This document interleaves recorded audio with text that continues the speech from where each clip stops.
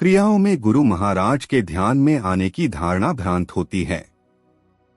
कुछ पुराने जाने कौन से जन्म के संचित संस्कार साधन में उभरते हैं, स्मृति वृत्ति को उदय करते हैं, चित्रवत आकार धारण करते हैं, जिससे इस प्रकार की अनुभूति होती है।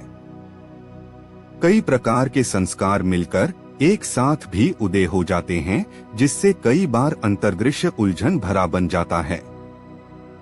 ये अनुभव शक्ति के द्वारा शुद्धिकरण की क्रिया के अंतर्गत ही होते हैं, इसलिए साधक को घबराने की कोई आवश्यकता नहीं है।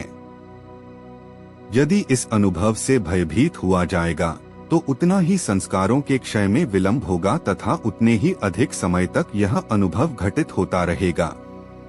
निश्चिंत होकर दृष्टाभाव से इस अनुभव को देखते रहना चाहिए जब तक संस्कार अपना वेग समाप्त न कर लें। शक्ति के रहस्यों को समझ पाना जीव के वश की बात नहीं, क्योंकि जीव अल्पज्ञ है और शक्ति सर्वज्ञ है।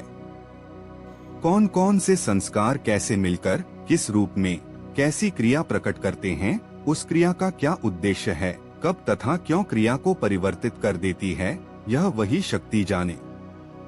साधक के अंदर जो कुछ भरा है, जो वासनाएं गहरी जमी हैं, शक्ति सबसे अवगत है और किसको कैसी कितनी तीव्र क्रिया की आवश्यकता है सब जानती है। उसके काम में हस्तक्षेप न करना ही साधक का कर्तव्य है। घबराना तथा इस प्रकार के अनुभव न होने की कामना हस्तक्षेप ही है। यदि शक्ति समझाना आवश्यक समझेगी तो बिना कहे समझा देगी, क्योंकि यह समझना समझाना अंदर की ही क्रिया है, बाहर तो केवल बौद्धिक उपदेश मात्र होता है। जब तक चित्त में संस्कार हैं, शक्ति आवश्यकतानुसार अनुभूति कराती रहेगी। संस्कार क्षय हो जाने पर अनुभूतियों का स्वरूप भी बदल जाएगा। समर्पण भाव से देखते रहना यही कर्तव्य है। साधक को ऐसे उटपटांग बेढंगे से भ्रांति में डालने वाले तथा चित्त को विक्षिप्त कर देने वाले अनुभव हो सकते हैं।